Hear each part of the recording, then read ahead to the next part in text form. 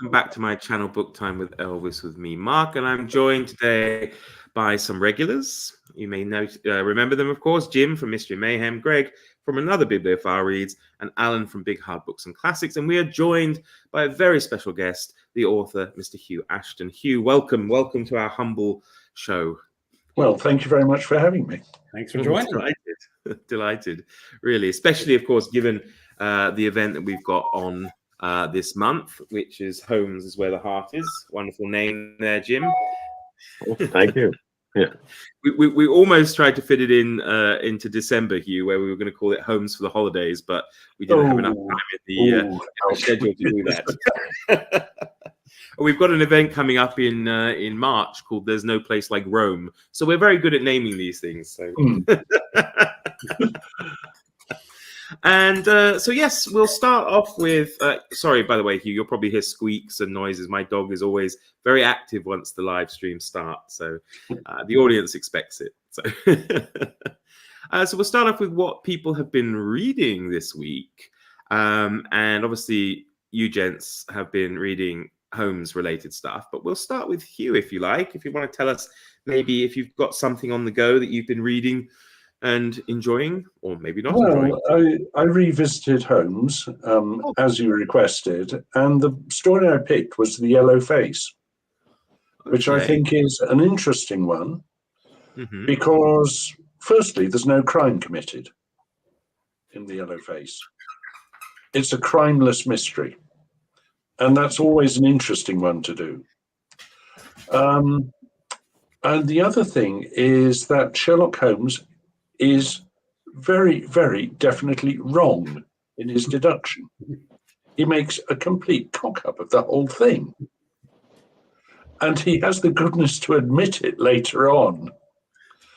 And of course, there's also, I mean, I assume everyone is relatively familiar with The Yellow Face. Relatively.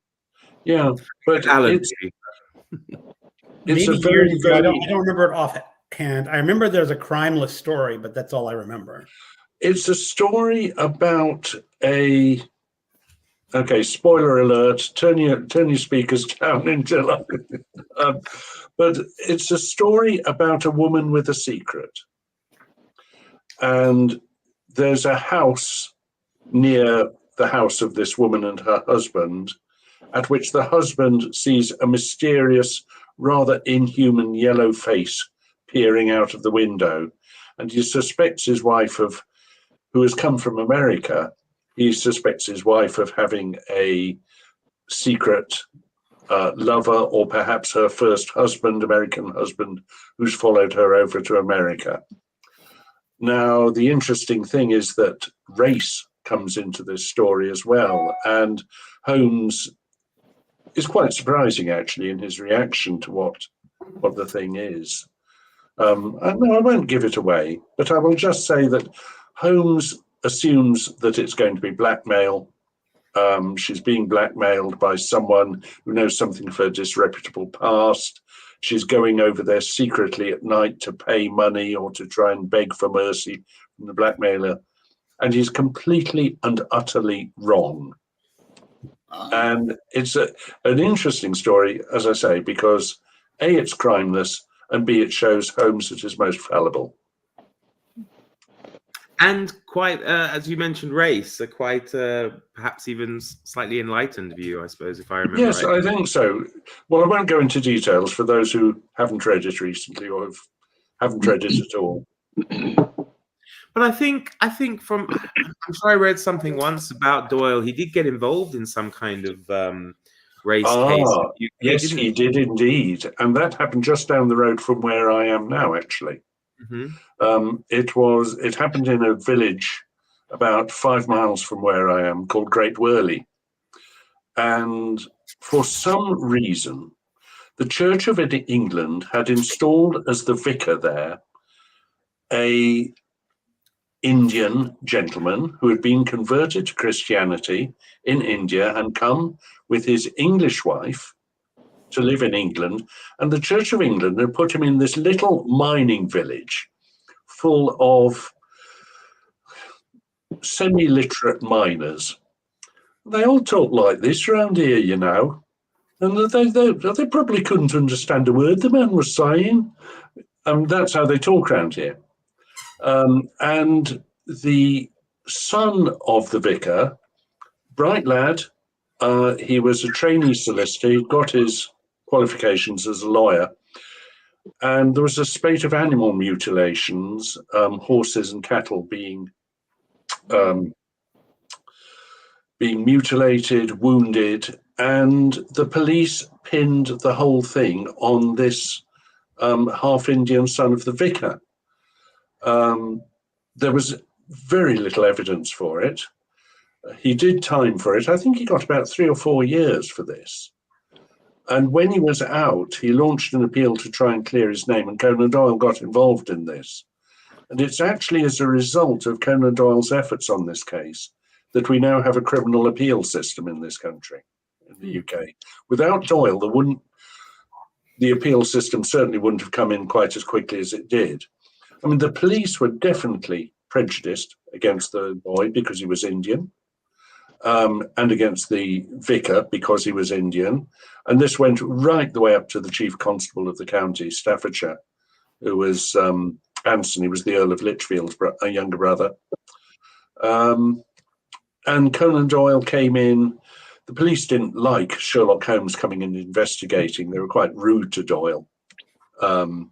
Said, well, you know, this isn't one of your Sherlock Holmes cases. The boy did it. We know he did it. He's done his time. You know, there's nothing you can do about it now. But yeah, I mean, that was very, very much a racist thing. And Conan Doyle fought the racism and the injustice.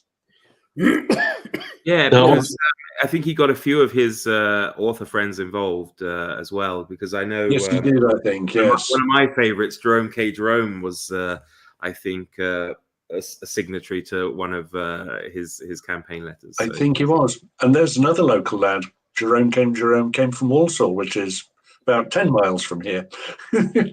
Well, of course, quite a good area, this, you know. You have one of English literature's most famous sons from your area. Samuel Johnson, yes, we do. Exactly. Yes, he was born. He was born about, half a mile from where I am now. Yeah. Mm-hmm. Yeah, wonderful.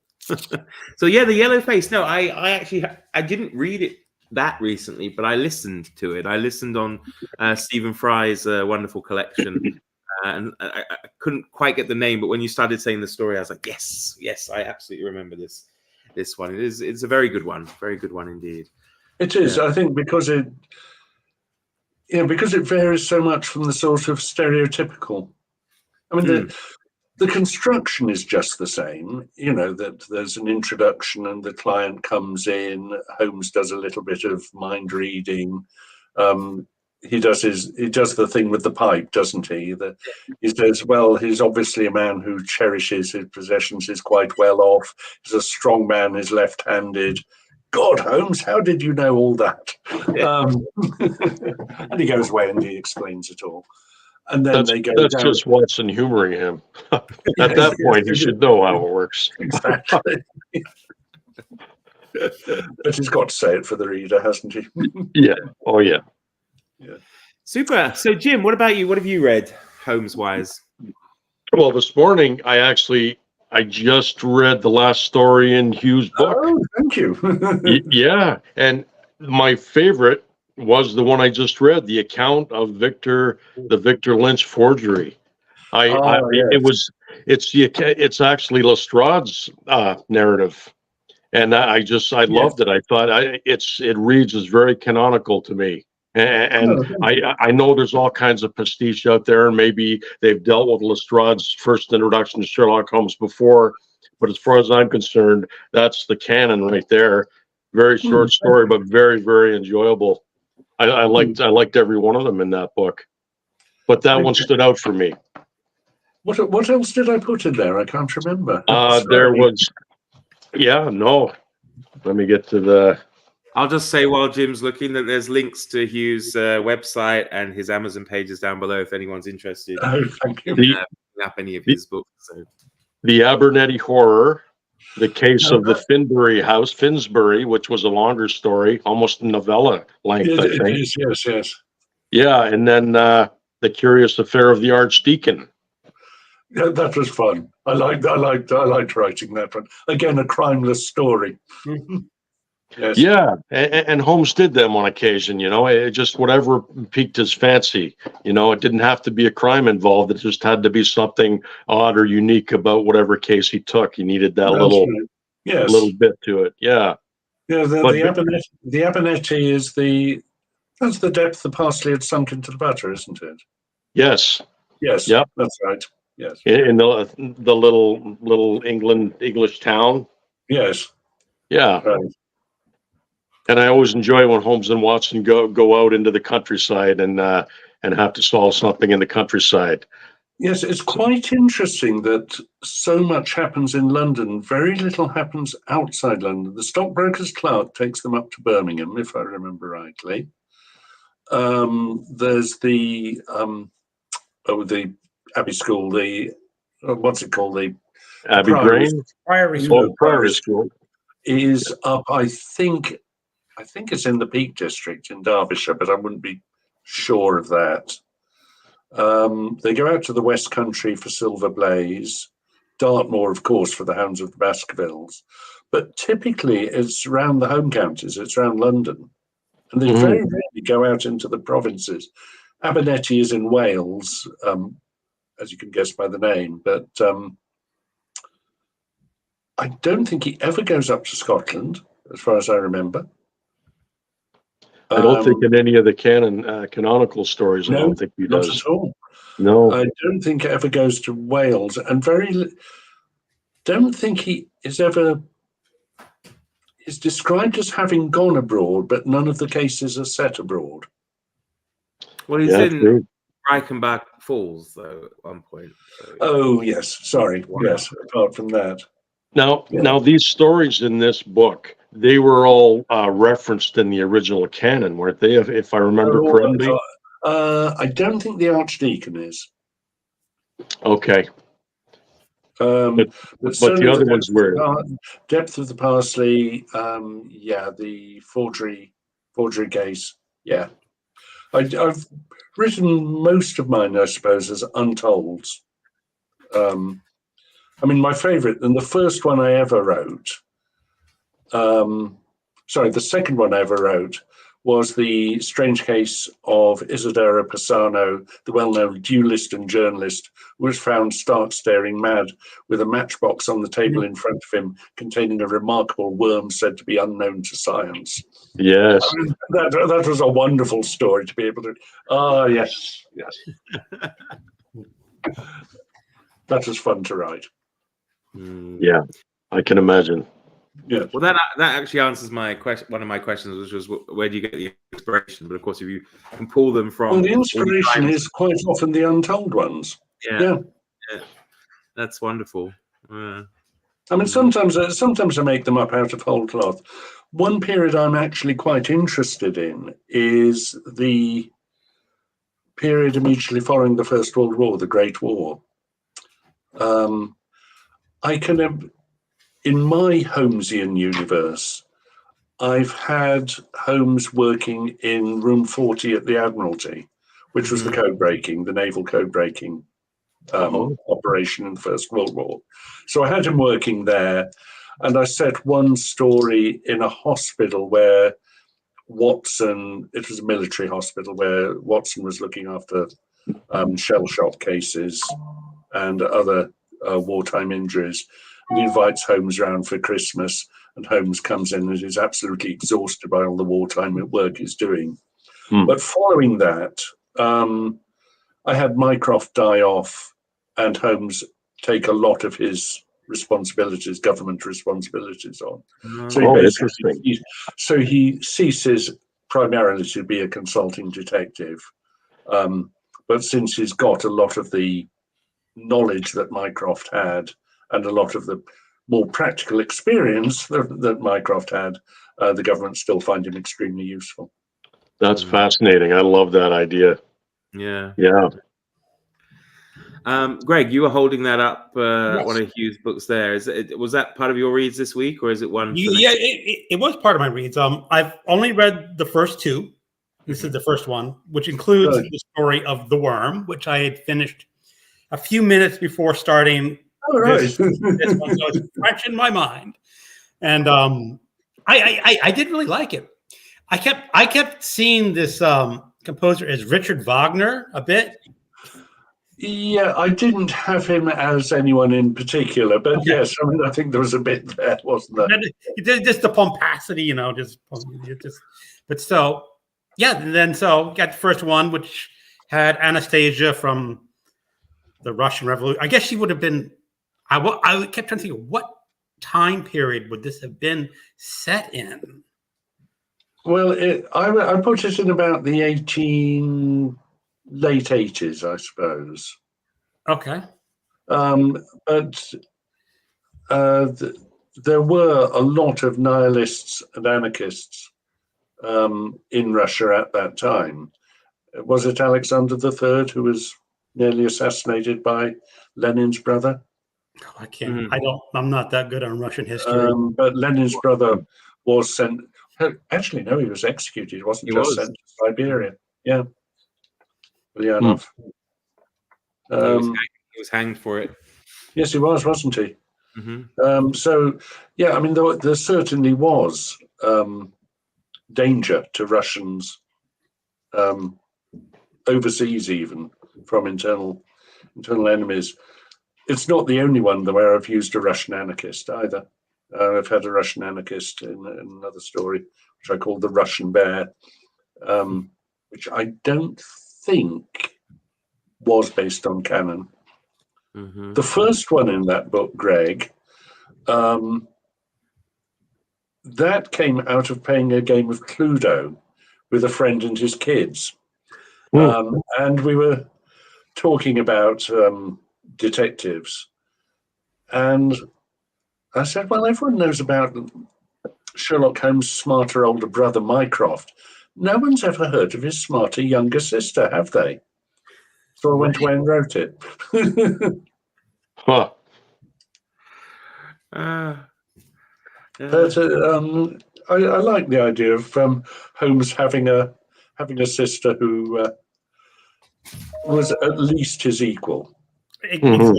It's just like you're giving him, like, you never really know much about his family. No. You know, there's Mycroft, who's really he's in 2 stories, Greek Interpreter, Final Program. Yes. He references a cousin like Vernet in one of the stories, who was a painter, like a French painter, and somehow he's involved with the Vernet family. Yes, his mother's family was Vernet. Exactly. Yeah. Yes, that's right. But that's about all that he mentions of his family tree, I think, as far as I can remember.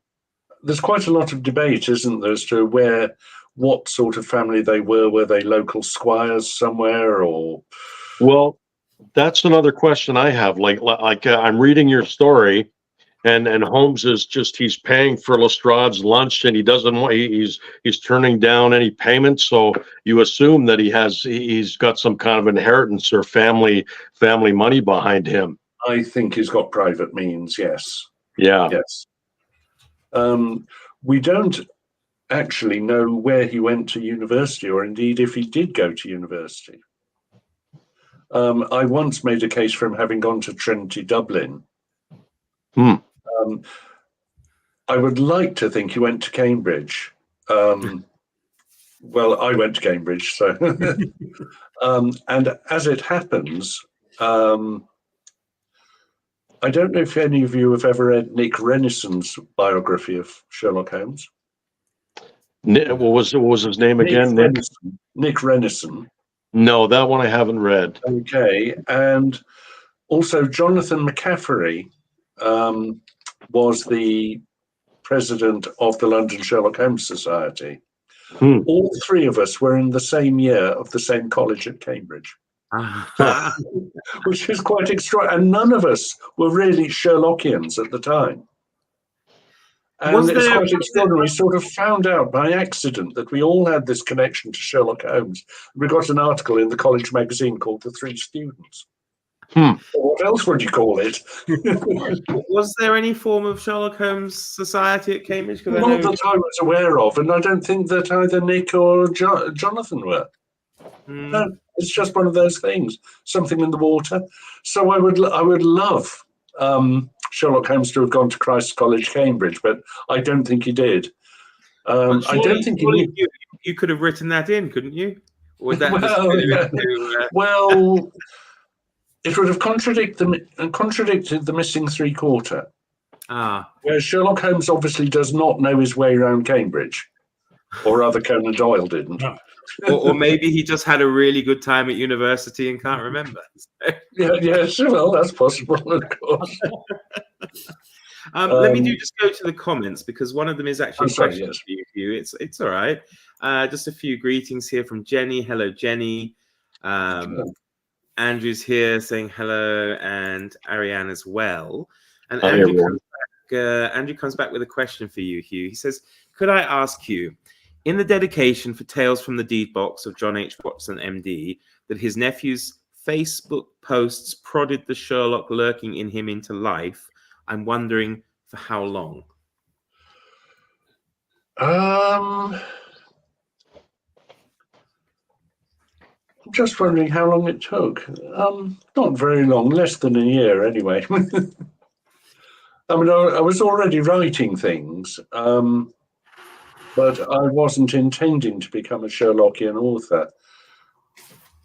In fact, my first Sherlock Holmes stories were published by a Californian publisher, but before that, they'd accepted some short stories I'd written about Japan, and I put out the first two books in the volume that Greg's got there. I put those out on Smashwords, self-published, and the editor at Ink and Beans Press, who is now sadly no longer with us, Joe said, if you write another one, we'll put them into a book. So I did, and we did. But yeah, it didn't take that long, actually, for my nephew Oliver to prod me into writing Sherlock Holmes, really. And as I say, the sort of flashpoint was this game of Cluedo. Yeah. Well, I'm curious. I know you've had a few stories published in the MX Sherlock Holmes books. Are they reprints from your stories, or are they new to those books? They've always been new to those books. I've just put out a volume from Watson's third box, and that is a reprint of the MX stories. Oh, so, good to know. Okay, so they're all put together in one volume for the first time. But you've got 14 books in all, or have I miscounted? You may have done. I can't remember myself. I think I counted 14 altogether, which is awesome, man. I'm gonna have to pick that one up. I'm gonna have to pick more up. The collector mentality in me. I've got to pick them all up.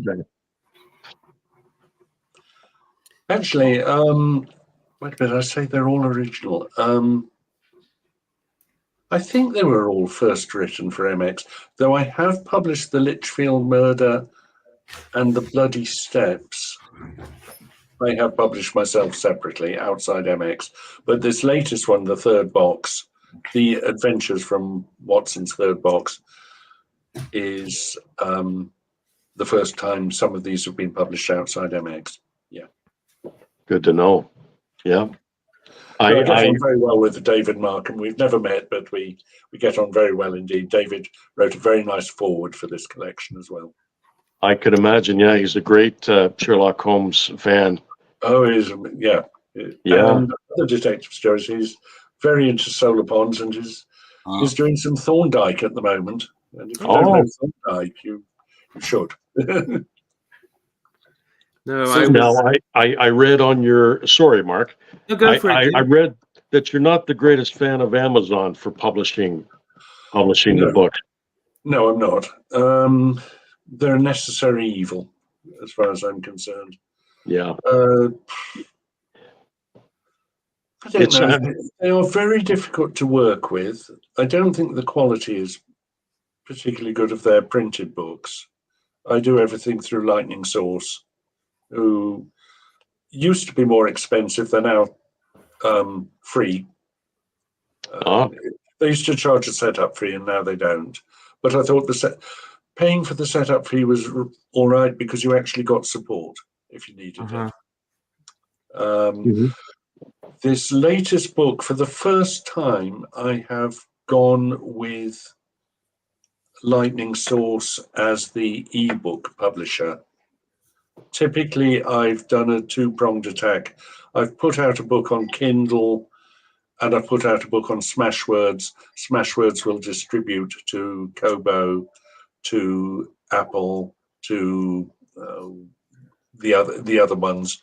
I mean, there are really only 2 or 3 major players in the ebook market, and Amazon obviously is the whale in the not just a big fish in a pond.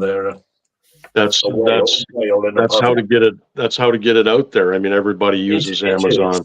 Yeah. But I'm not a fan of theirs.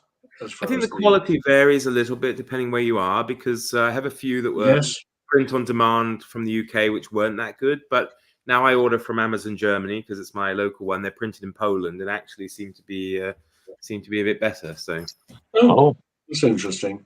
Yeah, because it says at the back usually where it was printed. You see, so yes, yours, Jim, it'll say on the inside cover where it was printed, and then the Lightning Source.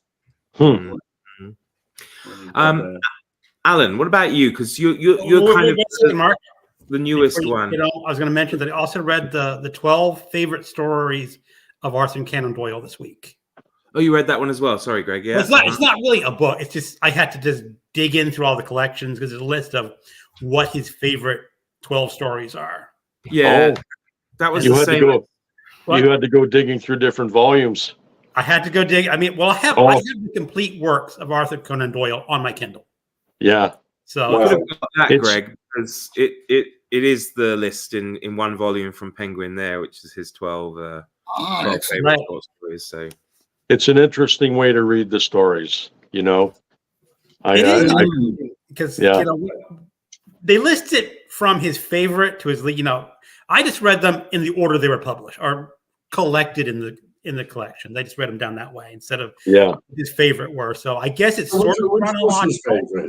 His favorite is Speckled Band. Yes, and he had criteria for each choice too. And if you read the essay, he had criteria for each choice he made. So he thought it out. He didn't just willy-nilly choose these stories. As I mentioned, my only problem with the Speckled Band is that story does not work without a fictional snake. Right. Yeah.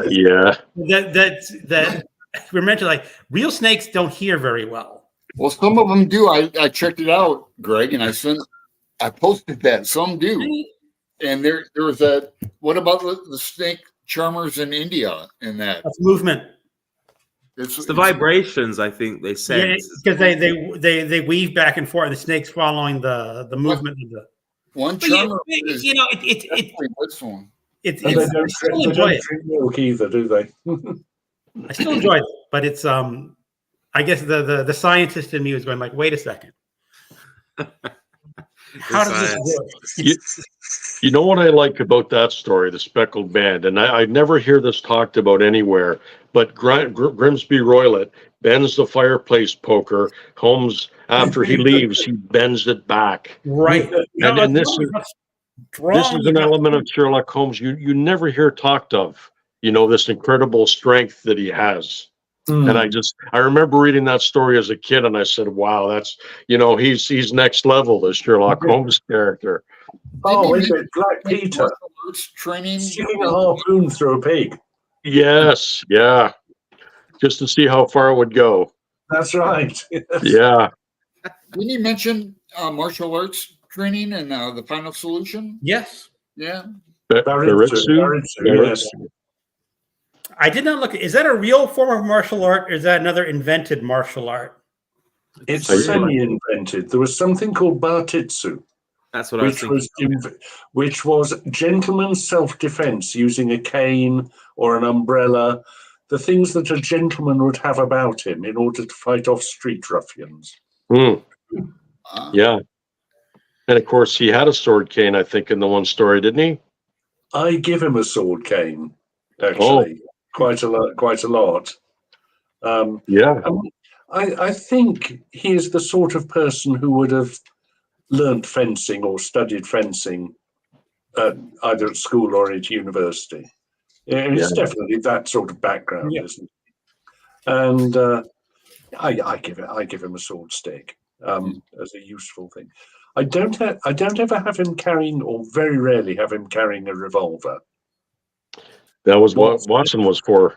That's what Watson was for. And on occasions, I've had Watson threaten someone with his hand in his pocket without his revolver and win through bluff. Well, you picture Watson as a fairly big, buff guy. Yes, I think so, yes. Yeah, he could be a little intimidating. Yes. Now, here's a question. I guess it'd either be for Mark or Hugh, but I was kind of curious because I didn't think England had that many revolvers or handguns going around, but there's a lot in the Sherlock Holmes stories. And I'm going like, They did at one time. They did at one time. Okay. Mm-hmm. I don't think. I mean, the police have never been routinely armed, even when criminals. Actually, English law, I think, has always looked very, very sternly on criminals using guns to commit crimes. Mm-hmm. So, on the whole, criminals have not tended to carry guns to the extent that they might do in other countries. Yeah, it was always a stiffer sentence if you used a gun as opposed to using a club, for example. Yes, as it should be. Yeah. But I'm assuming because Watson was ex-military, he had a weapon within his possession. Yes. Well, yeah, I think it was relatively common up until after the Second World War for people to have a gun, not necessarily to use it. I mean, the rate of gun-related crimes is relatively low. But I remember when I was, I don't know how old, I remember talk of a gun amnesty and people who had things left over from the war, rifles they'd forgotten to hand in when they were chucked out of the army, sort of thing. They had a big amnesty and the police were collecting all these guns.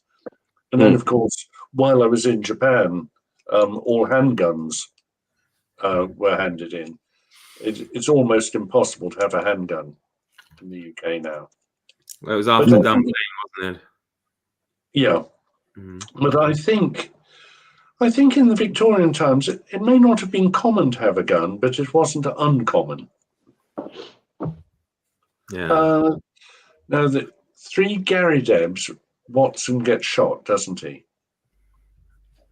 Oh, I've forgotten. Yeah, I'll take your word on that. I haven't read that one in a while. I got to get to that one. Obviously, not badly, just a wound. But Holmes was very upset by it.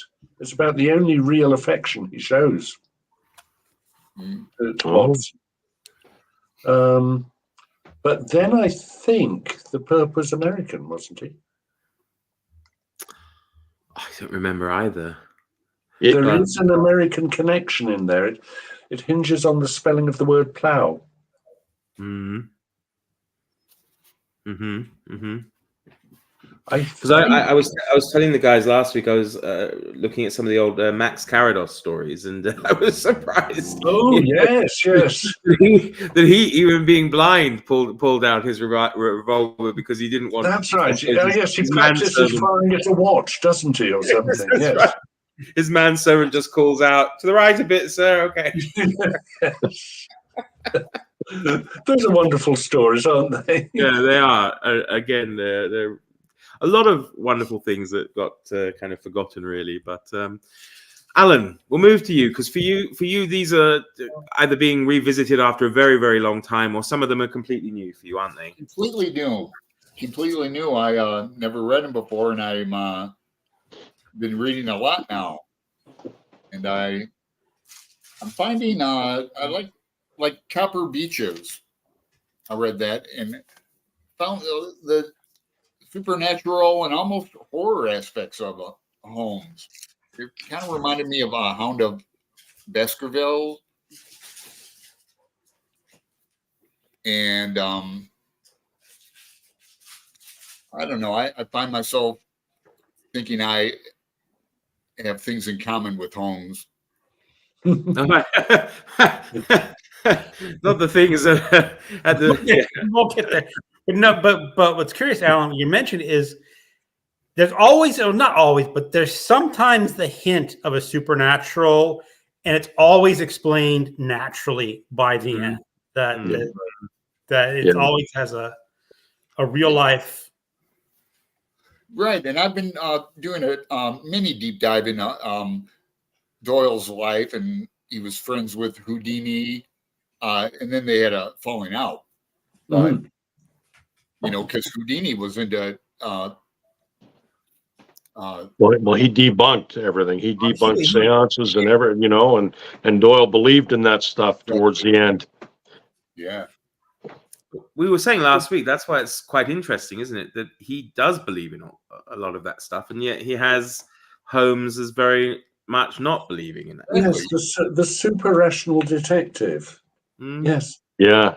Well, I remember us talking about that, and I think it's because Doyle disliked Holmes so much.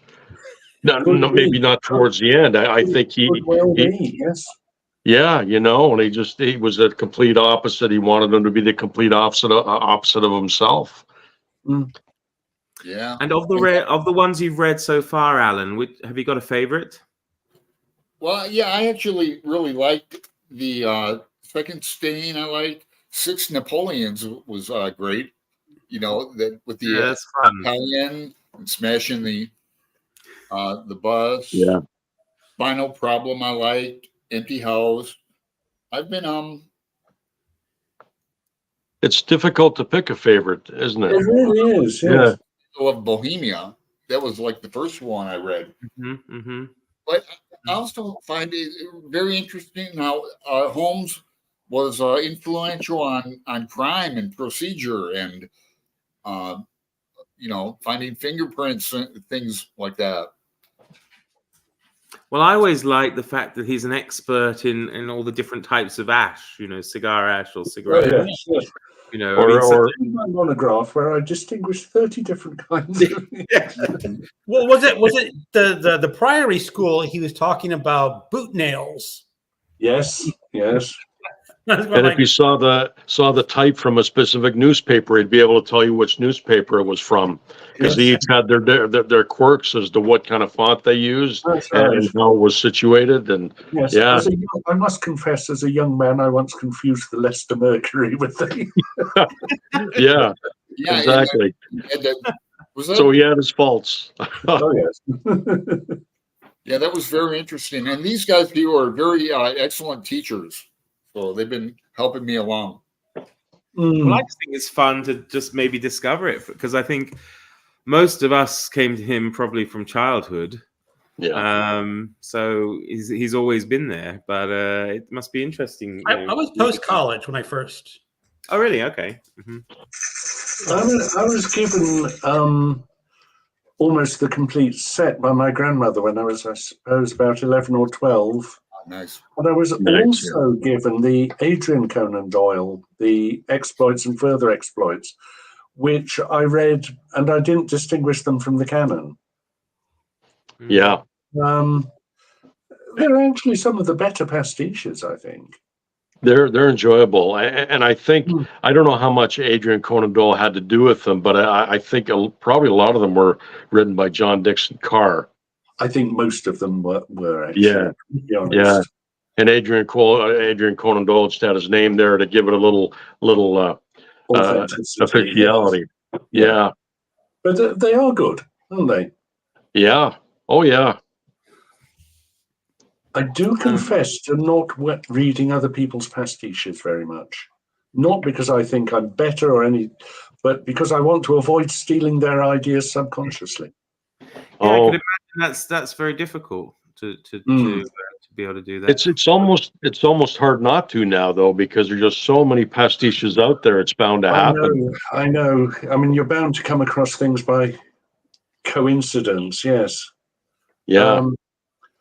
I was quite annoyed actually because I wrote one story called "The Hand of Glory." I don't know if you're familiar, if any of you have ever read my version of "The Hand of Glory." No. The Hand of Glory is actually a very, very gruesome superstition, 19th and earlier, 19th century and earlier superstition of criminals, that if you took the hand of a hanged man and you used the fat and made a candle of it, then you would be invisible as you robbed a house. And this was called the Hand of Glory. And I wrote a story involving the Hand of Glory. And then suddenly I realized after I published it, damn it, Martin Hewitt had a Hand of Glory story. Oh no. Well, it's But nothing like. that must be where the similarity ends. I'm sure there were two. Yeah. But I thought, I was so clever reviving this old superstition, putting it into a Victorian detective story. No. Someone had beaten me to it at the time. I want to ask you about the Sherlock ferret stories that you write for children. Oh yes, Sherlock Ferret. Okay, they were done in conjunction with an artist friend of mine, Andy Berger, who lives in Japan, and I knew him when we lived in Japan. And it all started one day when he kept a ferret. He's always had a ferret, I think. And he was drawing pictures of a ferret, putting them up on Facebook. I said, could you do a picture of a ferret playing a violin? And he said, okay, and put it up. I thought, that's really nice. Hey, Sherlock, could we do a story where Sherlock was a ferret? So we did. We said, okay, well, what's his companion? Well, it's Watson, but what sort of Watson is he? So we had a Watson mouse. Where do they live? Oh, they live under a baker's shop run by Mrs. Hudson, who drops cake outside their door, and they eat cake. That's awesome. Okay, so who's the villain? So we thought, Crow. No, magpies steal things. Moriarty Magpie is the villain. That's so good. And then we had to have Lestrade come in. Okay, so who is Lestrade? And Andy is a very talented artist. And he draws all kinds of animal pictures. I said, how about having Lestrade as a rhinoceros? So Lestrade is a rhinoceros, but not a very big one. And every time Watson Mouse tells the stories, and every time that we mention rhinoceros, you've always got in brackets, but not a very big one. So it's a sort of recurring thing. I don't know if you know Rudyard Kipling's Just So stories. Mm-hmm. Yeah. I was trying to get the same sort of rhythm. You know, when you read out of the great green, greasy banks of the Limpopo River, all set about with fever trees, which comes again and again in The Elephant's Child. And I wanted that sort of rhythm as the story is read out loud or as a child reads it to itself. So you have Lestrade as this rhinoceros, but not a very big one. And then we had great fun with some of the names. We had the multiplying masterpieces, which are about art forgery. We had Pablo Picasso and Frida Koala and Vincent van Gogh. That's great. So the kids actually learned something about art history at the same time. That's brilliant. Yeah. Good. But we had Pablo Picasso faking his own masterpieces. It's quite a complicated little story, and there's wordplay in it. So in the first one, The Missing Necklace, a little rabbit has lost her necklace, and it's a 24-carat necklace. And Watson Mouse says, how can you have 20 carrots in a necklace? You might as well say you have a brooch made out of Brussels sprouts. So Sherlock Holmes explains what carrot means in terms of jewellery. But then, at the end, it turns out to be a golden necklace in the shape of 24 carrots. So, That's good. so we play around with that kind of thing. Yeah. And it was great fun. And the nice thing about it was that Andy and I really worked together on this. I'd say things like, do you think you could do a picture of Lestrade, the rhinoceros, carrying a sloth piggyback? Okay. But he would say, I've come across this really cool idea. I've come across this caterpillar which can sort of inflate its back end to look like a snake. Do you think you could write that into the story? Because I could draw that. Really? So it was a true collaboration then. Oh, yes, absolutely. Wow. That's brilliant. amazing. And they're still available, obviously. I might have to pick somebody. They're not available as ebooks because we wanted them to be paper because of the illustrations. They come out best then. Yeah. Yes. And Well, I've got some grandkids who might be interested in those. yeah, we reckon that they can be read out. They can be read from two children from 5 to 8 or so. And kids can read them for themselves from 7 or 8, probably. I think that's great. How wonderful is it gets them, it kind of introduces them, of course, to Sherlock Holmes as well. So when they get even older, it introduces them to Sherlock Holmes. It teaches them a bit of vocabulary sometimes. We brought in a new word every time, nefarious or something like that. What does nefarious mean? Well, it means this and this or whatever. That's great. Watson Mouse always describes Sherlock Ferret as an insulting detective. No, consulting, I've told you many times. I'll just have a quick look at some of the comments, and I actually have a question for you as well, Hugh, after we've done that. So, okay. I'm afraid I'm using Amazon Kindles to read that first book. All right, fair enough. There we go. Andrew says, I'm currently also reading the casebook of Sherlock Holmes the first time around. There are some really good short stories in that one.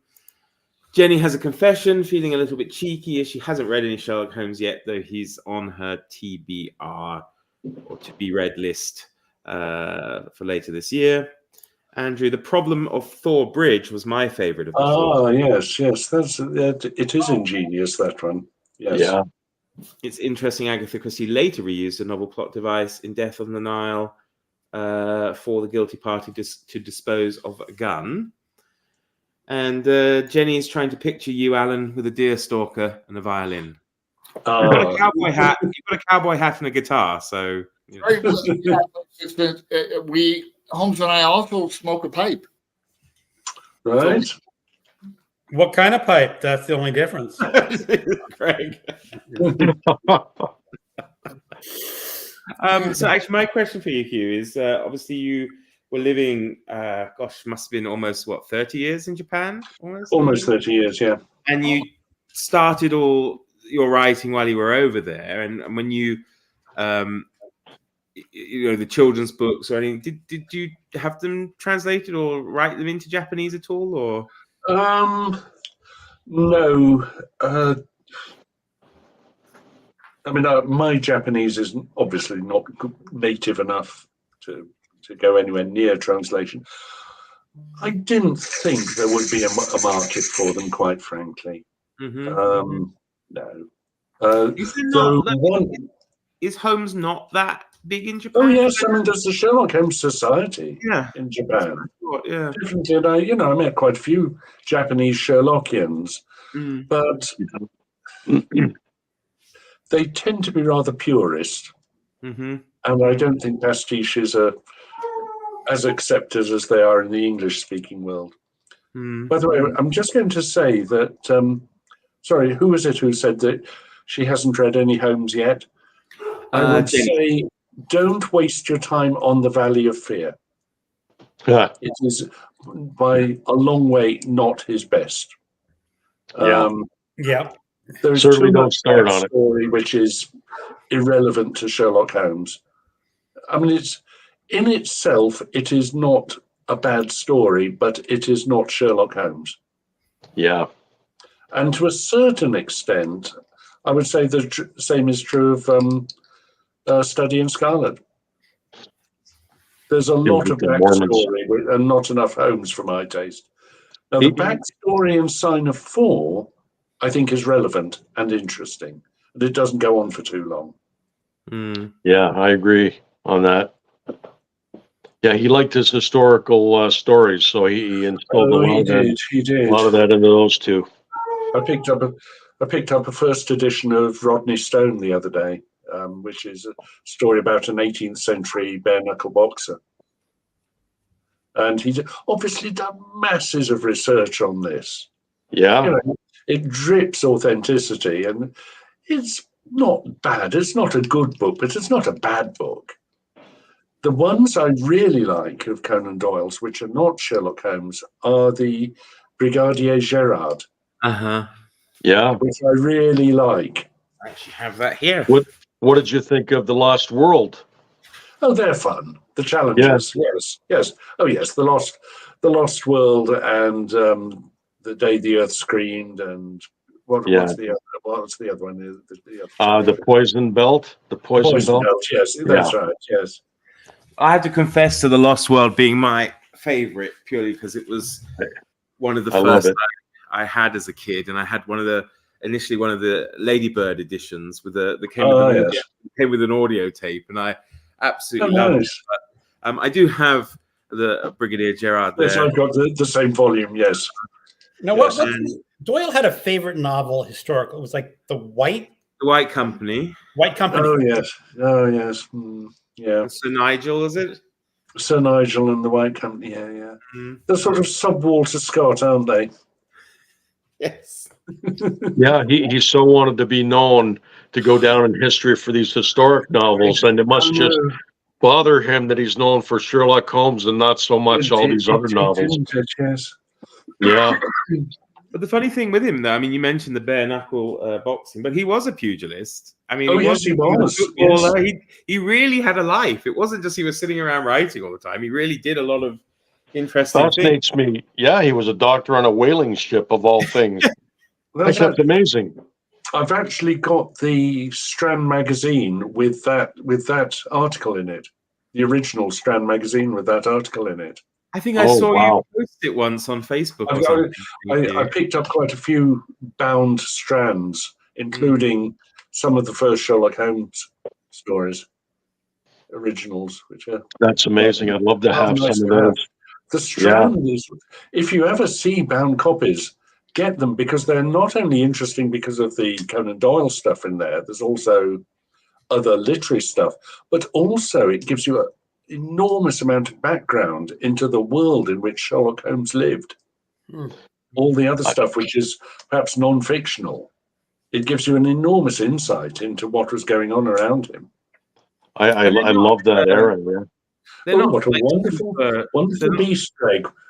What's his name, her name? Oh, Greg, this is Pip. Is who, sorry? Pip. P-I-P. Wonderful. He just comes up and wants to say hi. Hi. It's not Pip because of Great Expectations, is it, Greg? Or well, when we adopted him from the shelter, he was named Trike because he only has 3 legs. Oh. And we decided, we didn't want to emphasize a name just because of a disability, so we struggled around. I was going to call him Ike for a while, but he didn't look like an Ike. But we just settled on Pip. Wonderful. because Jim's also got a literary cat as well, haven't you, Jim? Yes, Poe. Yeah. Oh, The little mustache, little tuxedo cat. Looks just like him. He's here somewhere. I didn't go the literary route with my dog there. Went with Elvis, of course. So Elvis. But no, it's just fascinating. But going back to what you said about not reading other pastiches, what about when the main focus, when it's Holmes adjacent rather than Holmes himself? So like there's the whole, I don't know, Moriarty series, or they do the kind of mashups where they bring in, Holmes versus the Cthulhu and no, sorry, no. I can read them and enjoy them, but I don't believe, I don't ever think that that's the canonical Holmes. I can enjoy them for what they are, but I won't ever think that, okay, that's Sherlock Holmes. They're almost like doppelgangers, and I can still enjoy the book for what they are. But you've got you've got the two. You've got the canonical Holmes stories, and then you've got these other Holmes stories that bring in all kinds of other literary characters and supernatural elements. Mm. Well, the only one that you mentioned, Jim, was Sherlock Holmes during War of the Worlds. War of the Worlds, Manly Wade Wellman, yeah. That one sounds interesting. It is interesting, and it's just an interesting mashup. Yes, I agree. Yeah, and they're a lot of fun. But I mean, thank God that David Markham in the MX books, he doesn't really inject any of that stuff into those stories. They're all. David is very much a purist when it comes to this. And I appreciate that in those books for sure. Those are great books. Mm. I suppose there are plenty that's what I feel about Robert Downey Jr. The movies. Yeah. They're a movie about a Victorian detective who happens to have the same name as Sherlock Holmes. Yeah. But then Sherlock Holmes was described by Watson as being bohemian in one or two of the stories. Yes. And you could almost in an alternate universe where there was no Sidney Paget, you could almost picture Holmes looking like that if things had gone a different way. I can't imagine him keeping the cases that he did. But looking like that. I mean, Holmes had royal patrons at times, didn't he? He did quite a lot of work for a little bauble from the royal family of Greece, for whom I had the honor of solving a small problem the other day. Yeah. There was something I noticed in the stories that I just read is that at one point in the stories, he mentioned that he has so many wealthy patrons, he basically wasn't worried about money. And then at the end of the Priory School, he was really eager to get his hands on that £6,000 check. Yes, the second most interesting thing I've seen in the North. Yes. That's right. Yes. Yeah, I think it was more a matter of paying back, punishing the Duke of Holderness than it was a desire for the money. Yeah. I think it was, the Duke of Holderness couldn't be prosecuted, but he could at least be fined by Holmes unofficially. I think that was the thinking behind it. Yeah, that makes sense. He is described as wealthy. I mean, doesn't Watson say at one point that Mrs. Hudson could have, that the amount that Holmes paid Mrs. Hudson for the rent would have bought the place outright, or something like that at one point? Oh, I seem to recall that, yeah. And you could picture Holmes taking payment from people who could afford it. Yes. You're right. So yes, my fees never vary, save in the cases when I remit them all together.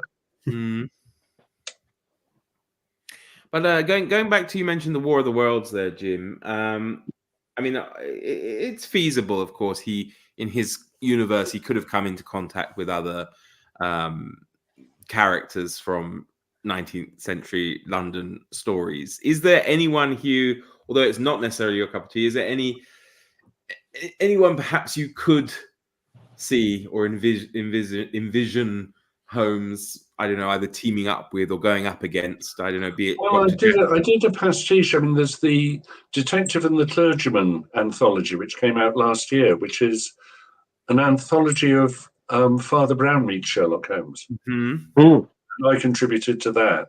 That would be good. I did it more from the point of view of In fact, I did it almost entirely from the point of view of Father Brown, with Watson relating Holmes's parts in the case, and Holmes himself relating to Father Brown. I'd also done a Father Brown pastiche as well, which is incredibly difficult to do, because G.K. Chesterton is a better stylist and a better writer altogether than Conan Doyle, I feel. And he loves his little paradoxes, his little word plays. And of course, there's got to be a little sermon in there. There's a sermon in every one of the Father Brown stories, and you've got to have this little bit of Catholic sermon, perhaps a little dig at the Protestant, perhaps a little dig at atheists, but there's got to be a sermon in there somewhere. So you've got to include that, and as I say, you've got to have the little paradoxes coming in there. So it was fun to write it, but it was hard work compared with writing a Holmes story. Because I can almost close my eyes and see myself in the sitting room at 221B, and the door opens and someone walks in, and I can take it from there. I don't know who they're going to be. Don't know what the crime's going to be, or who's committed it. I just let the person come in, tell the story, and then set Holmes to work on it. Yeah, that's the power of the character, right? It is. Of those stories. Very much character driven. That's the amazing thing we touched on last week, wasn't it? That, you know, some of these iconic characters are barely in the books. You know, I mean, what we said last time, Moriarty's in it. One story. Yeah. And yet this whole kind of mythos is built up around him, and he's got his own series as well, and all sorts of things, you know. We have a couple more questions, though. Jenny's asking, do any of you enjoy the Enola Holmes films? I thought they were fun. Haven't seen them, I'm afraid. Sorry. I haven't seen them. No. Well, I watched the one movie. I'd like to read the books and see how the book compares to the movie. I can't say I was a big fan of the Enola Holmes films. It was well done, the one that I watched. But I just took it as a children's thing, and I didn't bother with it. I mean, I have a teacher at school, but I mean, she's Czech, so of course English isn't her first language. But she's read all the Enola Holmes books because I think much easier to read a children's book in English than not. But she really enjoys them, so I don't know. And then Bing Lamb's here. Hi, Bing. What is the group's opinion on the Anthony Horowitz take on Holmes in The House of Silk and Moriarty? I've never read House of Silk. That's one I have to buy and put on my shelf. I've never read it. Yeah, of course, Horowitz was the first person to have a pastiche officially approved by the Conan Doyle Estate Limited. That really started the whole ball rolling. And when I started writing pastiches, the Conan Doyle Estate Limited was very, very much active. And we put these stories out, and we soon got a thing from the Conan Doyle Estate Limited saying, you should be acknowledging our existence financially. I think what they ended up wanting, in return for which we got a seal of approval, was, I can't remember now, but it was something like 10% of the royalties payable on print books sold in the USA. Oh boy. It was something like that. Yeah. It was fairly specific. It didn't include ebooks. It didn't include books sold outside the USA. Of course, since the Klinger case, they've lost any rights to royalties or anything. Well, Holmes is public domain, so theoretically, he is now. But I think there's still restrictions on using anything from the case book, I think. From the case book, because that was published in 26. And their argument that is going to, but any developments of Holmes's character or plot in the case book are still copyright. I think So the case don't book. think any- I think the case book cleared last year. It did. I have it Oh, on the. okay, fine. There's a big But rush. Leslie Klinger basically knocked Conan Doyle Estate Limited's arguments out of court, I think. As far as I can And remember. it all hinged on him being more emotional in the later books, That's right. apparently, which made no sense because I was talking about this last week, and in The Sign of the Four, I mean, Watson and Sherlock Holmes share a hearty laugh. I mean, if that's not emotion, I don't know what is. Exactly. I mean, there's emotion in the other one. Yeah. The yellow face is emotional. Yeah. So there's no argument there, really. Not really. No. No, but Horowitz was the first one to get the official seal of approval. When was that written? Must be the 70s, maybe. It's quite a long time ago, isn't it? Oh, yeah. I'm not too sure, but I mean, that's when I think the pastiche market really kind of took off, was in the 70s for Sherlock Holmes, I think. Yeah, I mean, I started about 15 years ago. Also, Silk, come on. No. I could be off on the date or the years. Silk, no, published in 2011. 2011. That recently. Oh, Yes. So everything before that never had the official seal of approval. Correct. Oh boy. This book was promoted with the first claim it was the first time the Conan Doyle estate had authorized a new novel that is not a Sherlock Holmes pastiche. Oh, that they're saying it's canon to the Sherlock Holmes stories. Basically, yes. Oh, Well, I also did at that time, and I also had the official seal of approval on my books, which I was pleased about. Yeah. Don't bother with it now because there is no case to answer, as it were. But What do you think, Hugh, of Leslie Klinger's works there?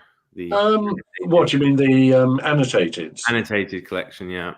I've got it on my bookshelf here, along with the Bear in Gold. Yeah, have you a preference between the two? Probably the Bear in Gold in a way, because I get the feeling that Klinger maybe I'm just too familiar with Victorian and late Victorian England, so a lot of the explanations I don't need. I've seen that with a few American editions of English books. They quite often make good points, but I don't need a lot of the stuff explaining. I find it a bit superfluous. No, I mean, it's scholarly, it's accurate. I don't find myself disagreeing with it. The Bear in Gold is interesting. Big arguments about chronology. David Markham, of course, is very much a chronologist. Every time I write a story and I forget to put a date in, he said, "And where would you put this one?" Well, is this happened before or after? Whatever. Each of his editions have the years on it, right? I've got some up on my shelf, and this is between 1888 and 1891. These stories, yeah. He's very, very precise on that, and he's got a very, very definite idea on how, in what order, all these cases occurred. Yeah. He's very, very. I appreciate that. Yes. Yeah, I mean, I tend to wave a wand over that sort of thing, I'm afraid, but anyway, I'm very happy to have David Markham as an editor and a critic. Yeah. And are you working on anything at the moment, Hugh, in terms of? I'm working on a sequel to my latest non-Holmes, which is what you might call a historical fantasy. It's called On the Other Side of the Sky, and it's set in the 18th century, late 18th century. It starts off here in Lichfield, where we had a most extraordinary man living this is in real life, Dr. Erasmus Darwin, who is the grandfather of Charles, and he was England's foremost poet for a while. He was a doctor, and he was asked to be the king's physician 3 times, and he refused 3 times. He was an inventor. He invented a windmill. He invented a kind of flush toilet. He invented the steering mechanism, the parallel wheels steering mechanism that we still use on cars today. And there's a lovely story about him seeing a patient and said, "And where are you from?" He said, "Well, the patient said, I'm from London." "Well, really? I mean, if you're from London, you should be talking to Dr. Warren. He's the man to come and see for those things." "I am Dr. Warren," said the patient. He was regarded that highly, and he lived just round the corner from here. But what I have is a world in which some of the Rosicrucian ideas are real. In other words, you've got elementals and you've got these beings from another universe or something, the other side of the sky. And it tells the story of a young girl who is friends with Darwin, also James Watt, the steam engine man, Matthew Boulton, the manufacturer, come into it. She goes off to Switzerland. She falls in with an alchemist. They travel through Germany. She gets caught up in the French Revolution at one point, makes her way back to England. There's a big showdown at the end. Make a great mini-series, I think, actually. But I've written a sequel. I'm in the middle of writing a sequel to that, set in the 20th century, early 20th century, about the 20s, or it's early 20s, 20th century. And somehow she has survived. Beneath Grey Skies? Beneath Grey Skies was my first one. Okay. And that is an alternative history. Okay. In which the American Civil War was never fought. And the USA splits into 2. You've got the United States of America and you've got the Confederate States of America, which is ruled by President Jefferson Davis III. So after the Great European War, in which neither the USA nor the CSA took part, a young German politician comes over to see President Jeff Davis and says, "We've got industry, but we don't have raw materials. You've got raw materials, but you've got no industry. Maybe we should get together. But to get together, I need to seize power. Will you lend me some of your army to help seize power?" "Yes, Mr. Hitler, I think we can do a deal." And it goes on from there. Because when I heard you're coming out, I looked at my Kindle. I noticed I had that novel on my Kindle. Oh. And I don't know how that novel, I don't remember ever buying it or reading it. It's one of those issues when you own these things, you just acquire books. It's built up, and it's that's very nice. Thank you very much. Much appreciated. But to be fair, Greg, you are, as you said the other day, like when it's whatever it is, 99 cents or $1, whatever they're on offers, you are just picking them up all the time. Yeah, I think it was on offer at one time. I think I did put the price down to 99 cents for a while. That's probably when I got it. Just like, good enough. Yeah, now it's going to go higher in the rotation of books to pick up. Yeah, I mean, this is the first one I had published. I wrote it. I was freelancer in Japan, and I was sort of between jobs, as it were, and freelancing.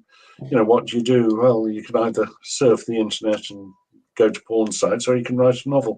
So I wrote a novel. It wasn't the first novel I'd written, but it was the first one I'd written which I felt pleased enough to actually really start pushing. And I got an agent to look at it, but she didn't have the contacts in fiction. She was really a non-fiction agent, and she couldn't publish it, so I decided to put it out myself. And it got good reviews. It also got me my favorite review of all time, a 1-star, which said, "If the author was any more of a flaming liberal, he could be burnt in effigy, and the pay-per-view would wipe out the national debt." And I thought that was That's my favourite review of all time. Well, the thing is, it's I a framed that, put it review, up on my wall. That makes me want to read it. Yes. You need to put it on the back of the book as the blurb. Anyway, I really like that one. And the sequel you mentioned, and its prequel, are they the first of your books to be Litchfield related? Well, I wrote The Litchfield Murder, which is Sherlock Holmes investigates a murder in Litchfield. But I mean, using local characters. Using local characters, yes, yes. Well, it's good you've got quite a few to choose from for future books. I'm looking forward to perhaps a Samuel Johnson detective series or something. Who knows? Yes. I've thought about having a ancestor of Holmes living in Litchfield and perhaps working with Darwin, which would be quite fun. I don't know if any of you know the Shard Lake series, by the way. Love the Shard Lake series. Well, of course, he was the fictional Shard Lake is a Tudor detective. He's a lawyer in Tudor England, for anyone who's not read him, and he's a detective. And they are really, really good books. I mean, they really get the spirit of the Tudor period. There are rumours of an eighth one. Is it eighth or seventh? Eighth. Yes, I was talking about that in someone today, actually. Yes. But he was very ill or something, I think. Yes. CJ Sands. But Shard Lake was born in Litchfield. He was. And went to school in Litchfield. Yeah. Have you guys read these, Jim, Greg, Alan? Do you know the Shard Lake series? I do not know. I don't. Absolutely read them. They're brilliant. Really they good. are. Yes, I agree. Who's the author in that one? CJ Sansom. Oh, wait a second. I know the name. Hey, Sansom. I have at least one of his books on my Kindle. Of course you do. You have one of everybody's. I have one of every. Dissolution? Dissolution's the first. Yeah. This is the first one. It's the one to start with. Because they are in order and the characters develop throughout the series. I thought Barrack Dissolution was the certainly grows, first doesn't he? Sorry, Greg? I thought Dissolution was the first one, or It is the first one, yeah. I don't think the best one, but definitely you should read them in order. Yeah, you should definitely read them. Okay. And they are really addictive as well. I mean, and the thing is, they get bigger and bigger. I mean, they're quite chunky, the latter ones, but you don't notice it. You just fly through them. Really amazing. The plots are good. The characters are amazing. Yeah, really. I'll check it out. Yeah, well worth it. Yeah. You see, I'm thinking now, Hugh. I'm thinking of a Johnson Boswell crime-busting duo now. Yeah. I wonder if Johnson would say, "Oh, I'm nowhere without my Watson." Nice. Well, I called one of my series, one of my collections, Without My Boswell. Oh yes, you did. Yeah. And they're the story. They're the Holmes before he met Watson. I am nowhere without my Boswell. Yeah, that's right. Yes. Well, you've got a reader in me. I'm gonna try to acquire the rest of your books. Oh, thank you. Yeah. Nice to hear. Yeah, definitely. As I say to anyone, people watching, the links, of course, are down below, so you can acquire them as well, ladies and gentlemen. Yeah, well worth it. I mean, I really enjoyed that one. I have. We have a question here. Well, Jenny's saying that's a very impressive review, Hugh. Someone started. Yeah, I was very pleased with that one. There's a trend among people who do this booktubing, as we call it, Hugh, where they read the one-star reviews of their favorite books. You know, they go to Goodreads and books they read 5 stars, they read the one-star reviews. So, Stephanie's asking, was he a Tudor lawyer a la Bacon or more a la Coke? Does she mean Coke? More a la Coke, actually. He's a barrister. So he takes. So he mainly took criminal cases, but he did some chancery in Shard Lake. But he is actually a practicing barrister in the Inns of Court rather than being a theoretical government lawyer, though he does get roped into government business against his will. He does. But oh yeah, they're brilliant. I still need to read the last one because when I heard there was going to be another one, when I heard there might not be another one, I put it off because I have a tendency to do that sometimes with series, is to put off reading the last one as a kind of treat. You don't want them to end, do you? No, you don't. You don't. I was really hoping he was going to get up at least to the reign of Elizabeth. You know, I think he had plans that he could have made it. Just about. Tombland is Edward VI, of course. Yeah, so Henry's died. Yeah, so he could have made it. Just. It's the early days, but yeah. Another detective series, by the way, that I've enjoyed, though they tend to be a bit samey after the first 4, is the Vienna Blood series. I don't know if you've met those. No. No. The protagonists are they're set in Vienna at the turn of the 19th, 20th century. And the protagonists are a career police inspector and a young Jewish psychoanalyst.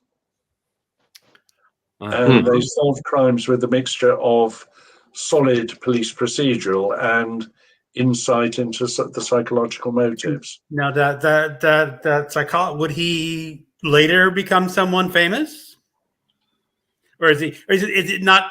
I'm thinking, was he based on someone? Or I don't think so. Okay.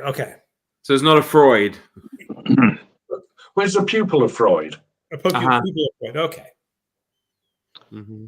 Have you guys ever read? I just picked up a bunch of used books by Donna Leon, and it's an inspector. Like, it takes place in Venice, and I forget the inspector's name, but it's a whole series of books, and I don't know if she's any good.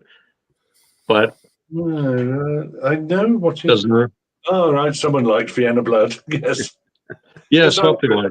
I agree, Bing. It is the TV series is almost as good as the books, I think, as well. The Donna Leon ones? Blood, yes.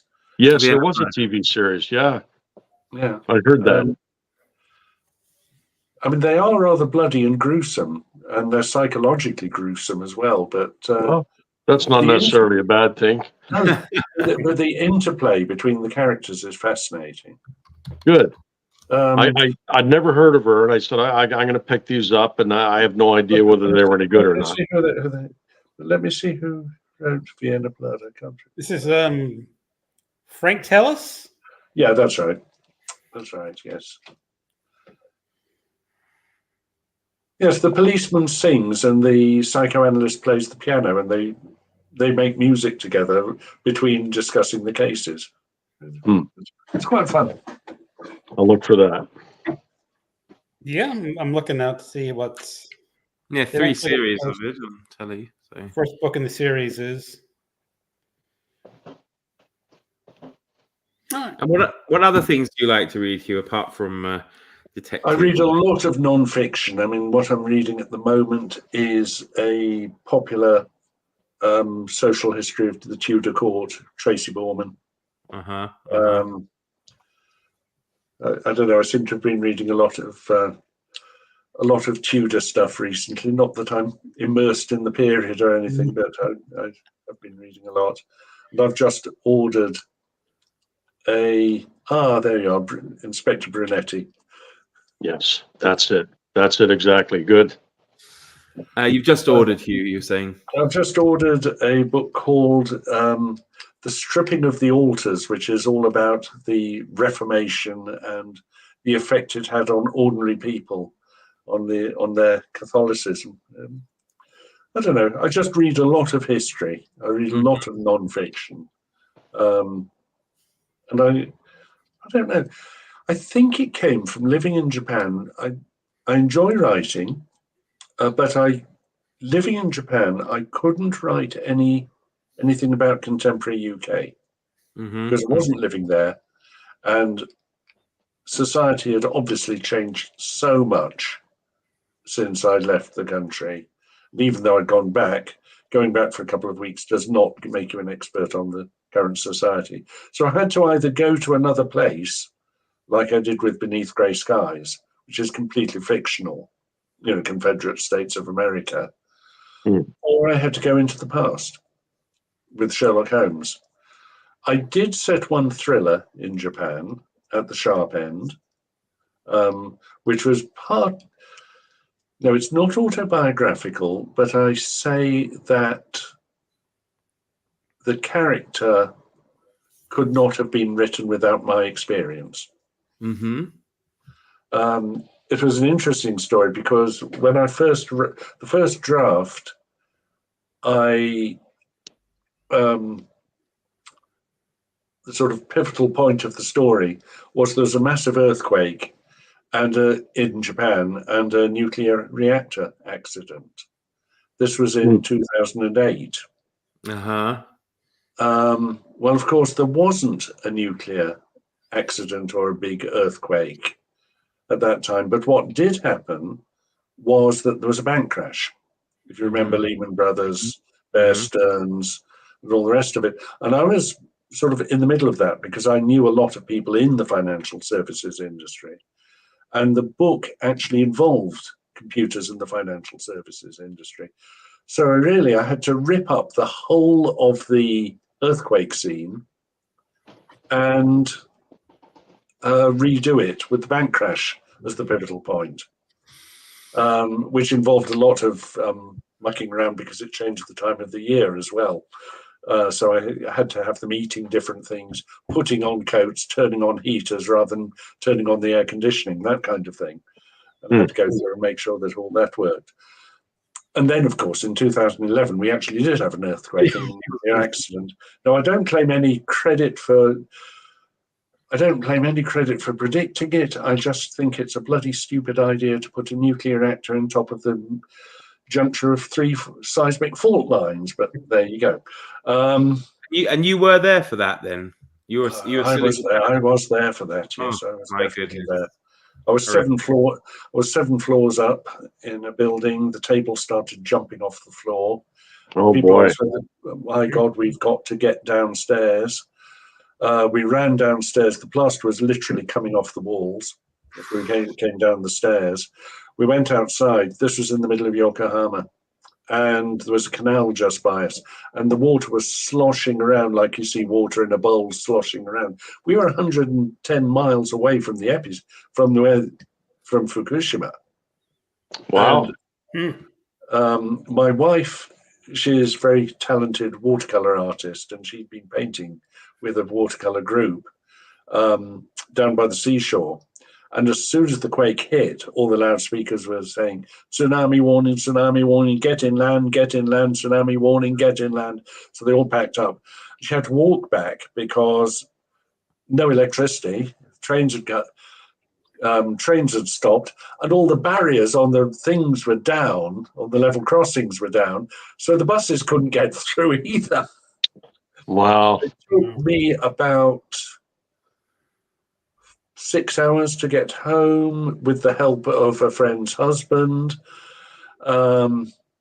Gas was off because one of the nice things about Japan, if there's an earthquake, your gas supply automatically shuts off. Meters shut off immediately. They've all got these earthquake sensors in. No electricity. And for the next 2 weeks or more, we slept in our clothes with a go-to bag full of water, emergency rations, toilet paper, spare underwear by the front door, so that if anything happened, we'd at least be surviving. Yeah, I can only imagine how terrible that must have felt, because when I was there, we had a few, obviously much smaller ones, but it's such an odd sensation, isn't it? It's almost like you feel it in your stomach. I don't know. It's something almost otherworldly, and the first ever one I experienced, actually, I had the misfortune, or maybe fortune, to actually be drunk. It happened at like 3 o'clock in the morning. And I actually put it down to being drunk. It was only when I met some friends for breakfast the next day, they were saying, "Oh, did you feel the earthquake last night?" I was like, "Oh, that was it," That's but what the other times, just watching the light fixtures swinging, and you Yeah, just yeah. feel it. You can hear it almost. It's a weird. Oh, it's very, very. It's scary. It Yeah. is scary.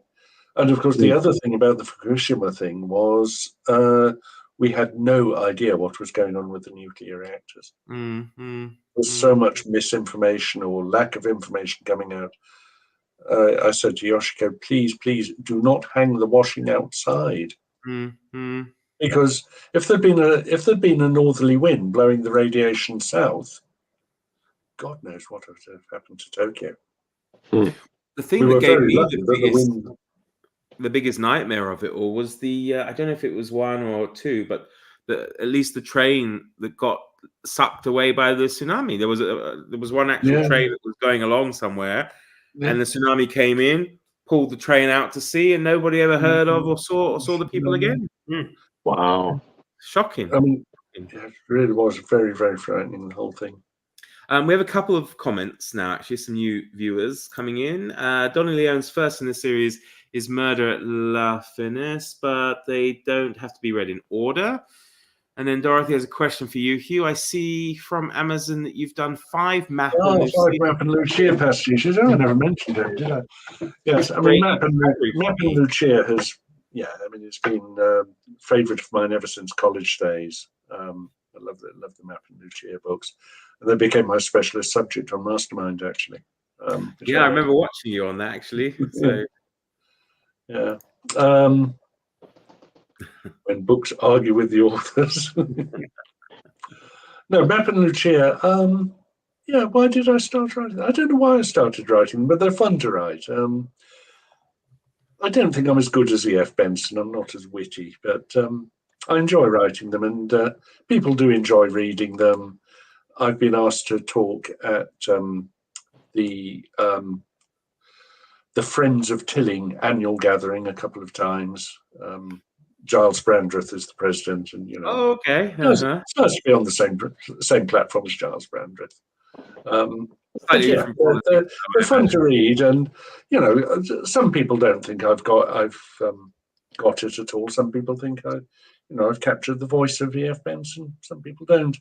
Most people enjoy them anyway, and as I say, they're fun to write, and it's nice to write. They're farces, and if you've never read the Map and Lucia books, they're social comedies. They're very British, I think, set in the late 20s, early 30s. They're about 100 years old now. The first ones. I've never read them, never heard of them. Jim, you can get them in the Delphi Benson. Oh, good. Okay. They're comedies of manners, really, aren't they? They're social comedies. Very snobby, middle class, trying to outdo each other. The characters are rather lovely, actually. Nice. So you've turned your pen to Benson, Doyle, Chesterton. Are we going to see any, I don't know, M.R. James or maybe? I did do the sequel to The Cask of Amontillado.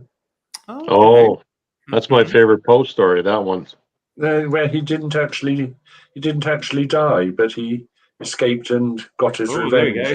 Really? Yes. Oh, there's Edgar. Yes. And where do we find that?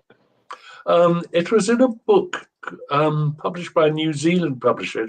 It was about wine. They were getting articles on wine and stories about wine. So, interesting. I might ask if I've got the copyright. I might put it up somewhere. We'll make an ebook of it or something. I'd love to read that. Yes, but that was interesting because in a way that was a pastiche of a pastiche. Because Poe was writing in a deliberately archaic style for that one. So in a way, I was, as I say, pastiche of a pastiche. Any thoughts at all on Edgar Wallace, Hugh? Or? Edgar Wallace. There is an amazing man. I mean, the story. People used to ring him up and. I'm sorry, Mr. Wallace is writing a book. It's all right, I'll hold. Because he was writing the whole thing in a day. I think 170 novels or something. I don't know. It was and he had this sort of magic wheel, didn't he? Plot maker. I think he used to record them into the wax cylinders, and he had people. Transcribe them. That's right. Yes. I mean, that's how he could write a book in a day. Yeah. But, I love that. Well, it's all right. I'll hold. No, I mean, Edgar Wallace. Now, who else would I like to be able to do? Woodhouse, maybe? P.G. Woodhouse? Or... Yes, I mean, it's relatively easy to do a bad pastiche. And then you start reading Woodhouse and you realise there's a lot more to him than it first appears. It's quite easy to write pseudo Woodhouse, but does it have the depth? Because even the Jeeves and Wooster have got, there's a lot of depth to them, which it's not apparent at first sight. I'd like to do a few more Dorringtons. Have you ever read any of the Dorrington Deed box? No. Dorrington, oh God, who wrote him? Same guy who did Martin Hewitt. Come on. Oh. Yes. Arthur Morrison. Yes.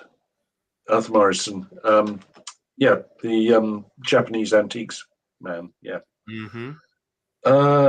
Dorrington is a very crooked detective, and every case he takes, he turns to his own financial advantage by breaking the law himself. He's a wonderful rogue, and they have been collected. They're quite difficult to get hold of, but it's called the Dorrington Deed Box. And every case he takes, I mean, there's a wonderful one where he's basically blackmailing a businessman who's been doing a pump and dump scheme on a bicycle factory. It all ends very badly for Dorrington, but very well for the rest of the world. Dorrington, D-E-E-D? Dorrington. Dorrington. No, to Dorrington. Yeah. Yanni's popped in. Hi, Yanni. Hello, fellas. Obviously controversial there with the Woodhouse, Hugh. Nobody can do Woodhouse but Woodhouse, according to Dorothy. I said, he's not someone you can do in depth. I think it's very easy to do a superficial Woodhouse. Mm-hmm. Oh, very well, Jeeves, I said. If you insist that I should not wear the purple socks with the maroon tie. Stephanie, the only pastiche I've ever had the courage to attempt is Douglas Adams. Not a mystery, obviously. Well, I don't know about obviously. What about Dirk Gently? Those are mysteries. Yeah, that's true. Yeah. That's true. And again, Douglas... yes, true. Yeah. Not easy to replicate, but Georgette Hare has some Woodhouse-influenced humour. Do you actually read many ebooks, Hugh, or are you more on the physical book side? When it comes to non-fiction, quite often I read ebooks because it makes cross-referencing, indexing, note-taking so easy. I quite often read a book flipping backwards and forwards between pages to sort of refresh my memory as to what happened exactly when or who said what. I use indexes a lot, and I find that and also the search facility is very useful. So, for instance, I've got the whole of the Mapp and Lucia novels, and I've got the whole of the Sherlock Holmes canon on I use Kobo rather than Kindle, but I've got them all on an e-reader, and that means I remember Sherlock Holmes once said, but I can't remember what store it was. Instead of flipping through 1,000 pages of printed canon, I can just look for the key phrase and pull it up immediately and put it into context. Same with the Mapp and Lucia. Yeah, because I mean, I like to collect these Delphi classic complete works for that reason. Really, they're not always necessarily easy to read, because when you have the whole of an author's complete works on an ebook, you kind of don't have any sense of where you are in the book. And But when you want to look something up, or you want to get to something that isn't maybe readily available in print, they are good resources to have. That's for sure. Well, Yeah, you just so- mentioned this Dorian. It's like the British classic, the complete collection of Martin Hewitt series. Yes. It's 99 cents. Yes. Yeah, they're good. They're good. I enjoy them. Yes, the Aren't you Martin on- Hewitt. Aren't you on a ban though, Greg? What? Aren't you on a buying ban though, Greg? I am on a buying ban until probably the middle of next month. But that's okay. We'll No, excuse Martin- it within the Martin next Hewitt is 15 good. minutes. Sorry, Hugh, go ahead. Martin Hewitt is worth reading. Yeah, I enjoy them. Yes. Who else do I like in the same? There's a conjecture that Martin Hewitt is actually Mycroft Holmes when he was younger. Yes, I've seen that one. Yeah. That's fun, isn't it? We mentioned Max Carados. Who else from that sort of period is good? I do like Thorndike. I think Thorndike's good. Any future plans for Sherlock Holmes? Have you got anything upcoming, Hugh? Well, David Markham nagged me yesterday for a new story, so yeah, probably. But I don't know which one yet.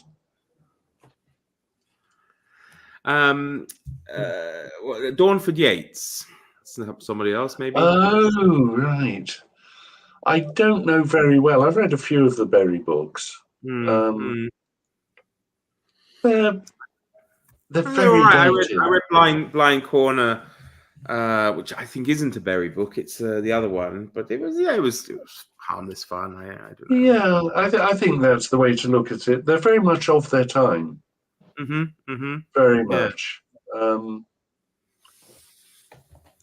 Yes. Dawnford Yates. I'm just trying to think what else I do like Lord Peter Wimsey. They're very interesting, and there's a lot of background in them, which gives you a very good idea of when they're set. They're not just cardboard characters on a stage. I mean, or rather, if they are on a stage, the stage is very, very well set and very well equipped. You've got a very, very good idea of where Lord Peter sits in the social hierarchy and where everyone he deals with sits in the social hierarchy and what's driving them. I'm just trying to think which one it is. The Unpleasantness at the Bologna Club is very, very good at looking at, well, they called it shell shock, post-traumatic stress disorder, from the survivors of the First World War. It's dealt with quite well there. One thing that I did read was that Dorothy Sayers was quite often broke, and if she ever felt hungry, she took Lord Peter to the Savoy Grill and gave him a slap-up meal to make up for her feeling hungry. And if she felt really sort of impoverished, she gave him a new car or sent him out to buy a rare first edition or something. It was compensation for her life at the time. But I like the Peter Wimsey books. I mean, they are detective stories. But they're also... Sorry, go on, Hugh. Someone just put up a question. Go on. Not really a question, I think. Just saying I cannot stomach Fry and Laurie. Personally, I think they slaughtered Jeeves and Bertie Wooster on TV. You can't be reading the original books. Dorothy...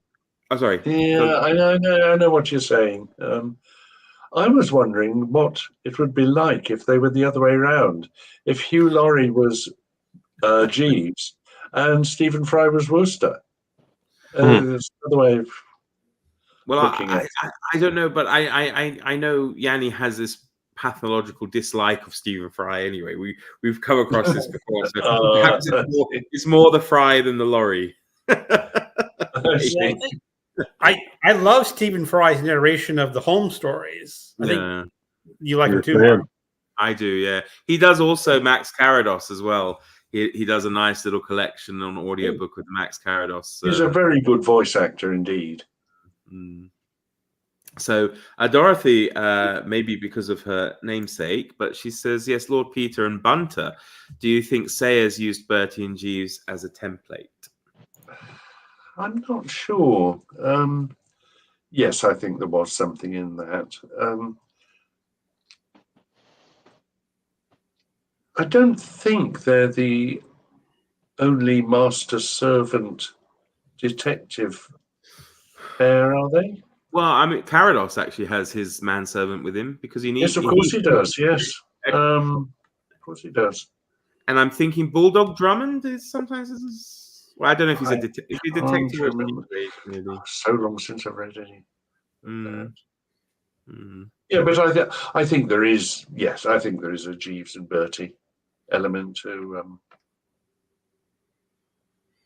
kind of fun watching Jeeves and Bertie solving crimes, maybe. Well, I think it would be Jeeves who did it. Yeah. It's always the butler, isn't it? It's always the butler, yes. Ganesha says it's 1:15 a.m. here in India. Time to sleep. Good night, all. It's nice listening to all. Keep inspiring. Well, thank you very much for that kind message, Ganesha. That's very nice. Good night, Ganesh. Or good morning, I should say. Yeah. And how are you doing for time, Hugh? Are you okay? Do you need to rush off or?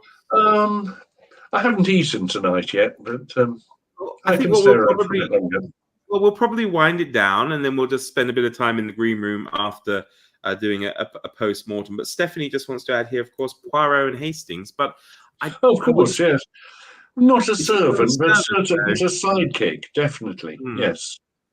I'm not an Agatha Christie fan, I have to say. I was wondering. No, I'm not. I'm not a great cozy mysteries fan. On the whole, no. What like the American Detective and Noir style? You like any of those? Like Chandler and Hammett and brilliant writers, both of them. Brilliant. I love the Continental Op. The Continental Op, yeah. Of course, they were talking about him earlier. They were in direct opposition of the cozy mysteries. That's why they started all the hard-boiled stuff. Yeah. Yeah. I really like those. And I'm trying to think of the name, and I cannot remember for the life of me. Wrote in the 50s. Ross MacDonald. No, the Grifters. Jim Thompson. Thank you. Yes. Something, yeah. Yes. I like his stuff a lot. What's it? Is it The Killer Inside, where the narrator turns out to be the murderer? Small Town Sheriff. The Killer Inside Me? Or the Population 29. That also has a very unusual ending. Yes. And they've got a lovely twist to them. Contemporary stuff. Distinctly American fiction, for sure. Yes. Those. One person who a lot of people like. I do not like Inspector Dalgleish, P.D. James. I don't like the character. I don't like him. I think the cases are good. I think the settings are good. I think the plotting's pretty good. Just don't like the protagonist. What about Inspector Rebus, Ian Rankin? I liked the first half dozen, and then I found they got a bit samey. That makes sense. Yeah. How about Morse or D.L. and Pascoe or? Morse, another Christ's man, actually. As it happens. My father was at college with Colin Dexter. Oh, okay. Again, a bit samey. The TV series, I just can't watch. The plots are so incredible. There are holes you could drive a bus through in the plots. Who else do I like? Val McDermott, she's bloody, but I like her stuff. I don't know, do you call Ruth Rendell a detective writer? She is in a way, isn't she? Actually, I was going to ask you, but it slipped my mind. Do you remember? He was quite big in the late 80s through the 90s, and then I found out he's actually still going, but he seems to have changed tack. Is Robert Goddard, and he's got 2 Japanese mysteries out. I don't know. I haven't read. I don't think. No. Oh, okay. Well, he's started. He's got two books where the main protagonist is a Japanese lady, and I have to say I read the first one, and it was actually quite enjoyable. I've read one of his. Like 10 years, 15 years, and it was just fine. And yeah, I never picked up anything else. Yeah, he's been going a long time. Actually, it surprised me he was still going. But one fairly new one, well, it is quite new, that I like, and it's just a bit of fun, and they're very small books. They're only 150 pages or so, but it's called the Nuala series by Harriet Steele. They're often cheap on the Kindle. It's a little detective series based in Ceylon, between a Sri Lankan detective who's actually married to a white English woman in the colonial era of the 20s and 30s, and it's good fun, really good fun. So, of course, you've also got Inspector Gorte, haven't you? Yeah, H.R. Keating. Yes. Yeah. Those are fun. And there's I have no idea how authentic they are, but they are fun. There's also Tarquin Hall's Vishpuri novels as well, which are. You've mentioned him before, I think. It's just so funny. His relationship with his mother and stuff is just brilliant. Mummy G. Yeah. There's a last comment here, and then we'll wrap it up. I've never liked Christie much either. She manipulates her characters to serve the plot, has them do really stupid things just to move things along. I tend to agree, I'm afraid, yes.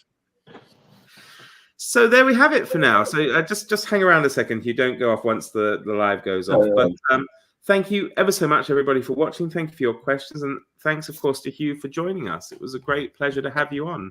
Thank you for everyone's comments. Oh, thank you. So we'll end up. Bye.